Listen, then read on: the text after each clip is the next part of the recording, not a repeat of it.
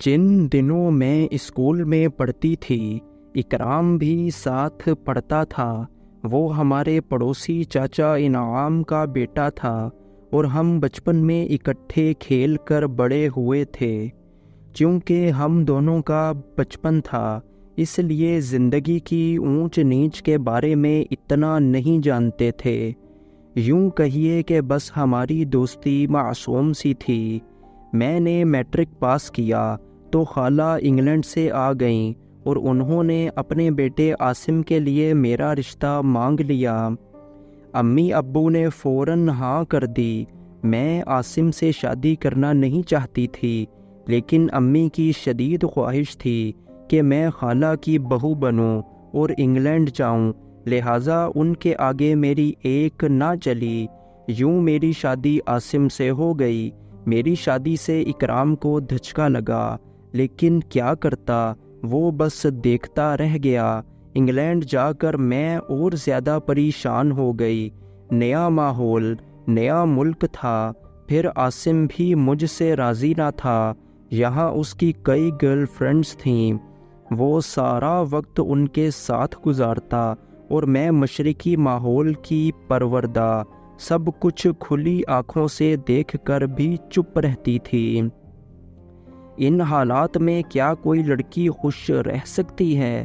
مجھے عاصم کے ساتھ زندگی گزارنے پر کوئی خوشی نہ ملی۔ میں بے حد ناخوش رہنے لگی۔ یوں ایک دن جب دل بہت افسردہ اور گھٹا ہوا تھا، میں نے اکرام کو فون کر دیا، کیونکہ اس نے مجھے شادی میں موبائل تحفے پر بھیجا تھا، جس کا مطلب تھا کہ مجھے فون کرنا۔ اب جب میں تنہا ہوتی، اکرام سے فون پر باتیں کر لیتی، جس سے دل ہلکا ہو جاتا تھا۔ ایسی باتیں نہیں چھپتیں۔ ایک روز میں رو رو کر اکرام کو اپنے دل کا حال سنا رہی تھی کہ میرے شوہر نے وہ باتیں سن لیں۔ بس پھر کیا تھا، اس نے خوب جھگڑا کیا۔ دراصل وہ مجھ کو طلاق دینے کے بہانے ڈھونڈ رہا تھا اور کوئی بہانہ اس کے ہاتھ نہیں آ رہا تھا۔ میں اس کی ماں کی پسند تھی اور خالہ مجھے بیاہ کر لائی تھیں۔ عاصم تو مجھ سے شادی کا آرزو مند تھا ہی نہیں۔ بس اس بات پر کہ میں اکرام سے فون پر بات کر رہی تھی، شوہر نے مجھے طلاق دے دی۔ جب مجھے طلاق دی گئی، میری شادی کو 8 ماہ ہوئے تھے، انہوں نے مجھے پاکستان بھیج دیا۔ جب طلاق کی وجہ بتائی گئی تو میرے والدین بھی چپ ہو گئے۔ وہ کیا کرتے؟ طلاق کی وجہ سے ہر کوئی افسردہ تھا اور کوئی خوش تھا تو وہ اکرام تھا۔ تاہم میرے گھر والے اب اکرام کو سخت ناپسند کرنے لگے کہ جس کی وجہ سے مجھے طلاق ہوئی تھی۔ اکرام میں ایک بہت بڑی خرابی تھی کہ اس کو میری عزت کی کوئی پرواہ نہ تھی۔ وہ ہر جگہ بیٹھ کر میری اور اپنی باتیں کرتا رہتا تھا، تاہم مجھے اس کی کوئی خامی نظر نہیں آتی تھی۔ بس ایک بات سوچتی تھی، اب تو مطلقہ ہو چکی ہوں، وہ جیسا بھی ہے اس سے پیار کروں گی، شاید اس کے ساتھ شادی ہو جانے سے زندگی سنور جائے اور میں پچھلا دکھ بھلا دوں۔ میرے لیے 2-4 رشتے آئے، لیکن میں نے انکار کر دیا۔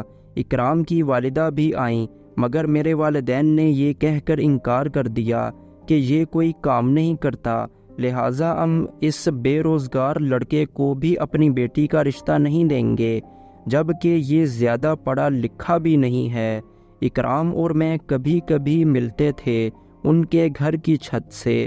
ہمارے مکان کی چھت بالکل جڑی ہوئی تھی، لہٰذا جب سب سو جاتے، ہم دونوں اپنی اپنی چھت پر چلے جاتے اور باتیں کرتے۔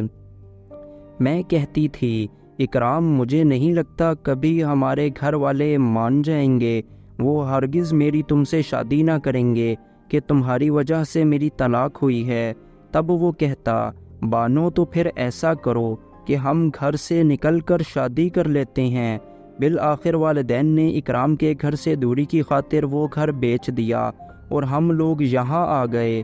سارا دن بانو ہمارے گھر رہتی تھی، وہ مجھے اپنی ساری باتیں بتاتی۔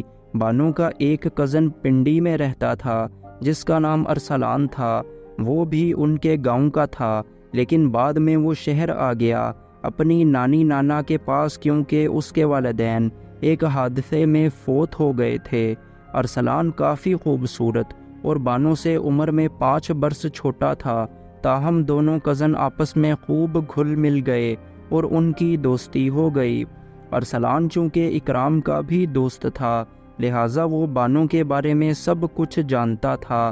وہ ہمیشہ اس کو یہی ہدایت کرتا تھا کہ بے شک تم مطلقہ ہو اور افسردہ بھی رہتی ہو، تاہم عقل سے کام لینا اور کوئی غلط قدم مت اٹھانا۔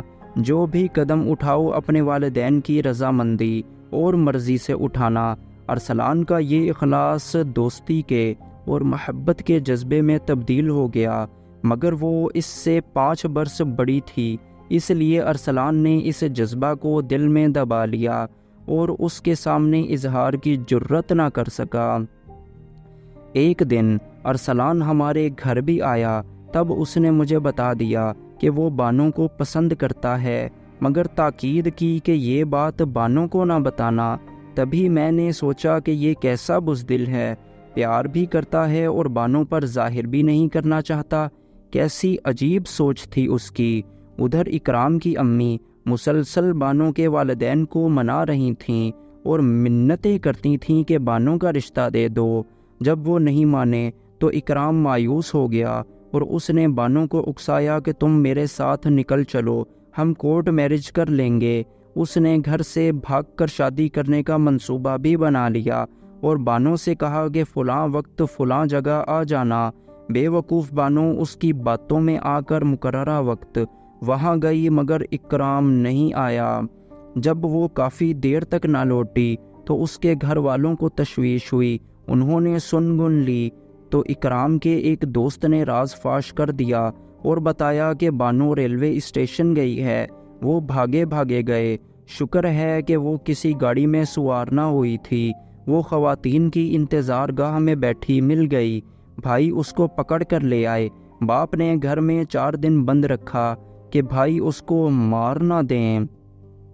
بھائیوں کا ارادہ اس کو مار ڈالنے کا ہی تھا۔ آخری بار وہ مجھ سے اس وقت ملی جب وہ گھر سے جا رہی تھی، مگر اس نے مجھے بھی نہ بتایا تھا کہ کہاں جا رہی ہے، کیونکہ اس کو تو جانے کی جلدی تھی۔ بہرحال بھائیوں کا غصہ ٹھنڈا نہ ہوا اور موقع ملتے ہی انہوں نے بانو کو مارنا چاہا۔ پستول کی 2 گولیاں اس کی ٹانگوں پر لگیں اور وہ موت و زیست کی کشمکش میں مبتلا ہو گئی۔ والدین اس کو اسپتال لے گئے۔ جب ہم کو پتہ چلا ہم سب بھی کافی پریشان ہوئے۔ میں نے اس کے لیے بہت دعائیں کیں، دعا قبول ہوئی۔ بانو کو ہوش آ گیا اور ڈاکٹروں نے اس کی زندگی بچائی، لیکن اب وہ بہت شرمندہ تھی۔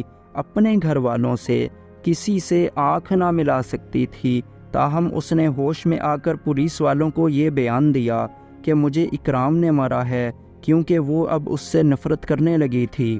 تب اکرام کہیں بھاگ گیا اور روپوش ہو گیا۔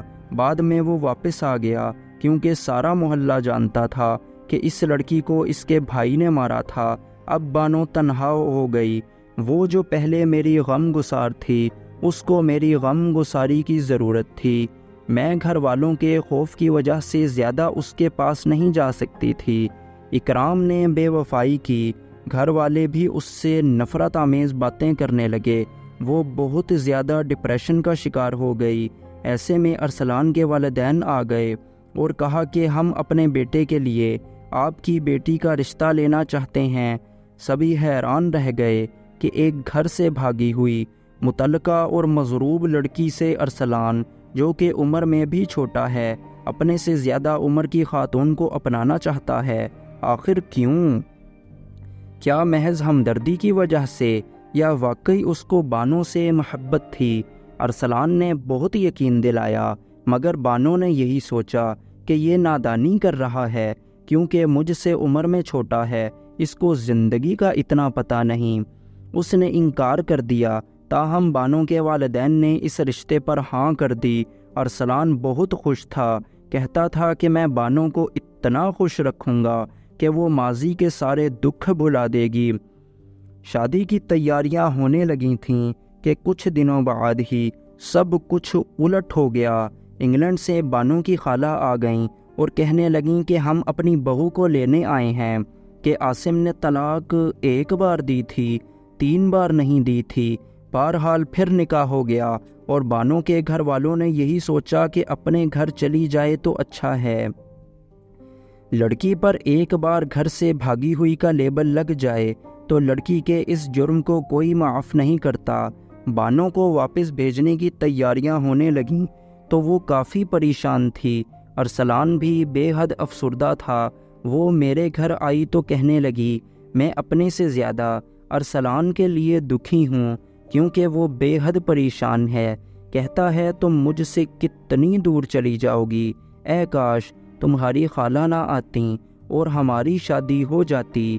بانو کے جانے سے پہلے ارسلان نے اس کو موبائل لا کر دیا کہ مجھ سے کبھی کبھی بات کر لیا کرنا، لیکن بانو نے یہ کہہ کر قبول نہیں کیا کہ موبائل ایک ایسا تحفہ ہے جس سے اکثر لڑکیوں کی زندگی برباد ہو جاتی ہے۔ پس اگر کسی لڑکی سے سچا پیار ہے تو اس کی عزت بھی بہت عزیز ہونی چاہیے کہ وہ آپ کی وجہ سے معاشرے میں بدنام نہ ہو۔ بانو چلی گئی اور میں آج بھی سوچتی ہوں کہ اس کا غم مجھ سے بڑا تھا، لیکن وہ مجھ سے زیادہ حوصلے والی تھی۔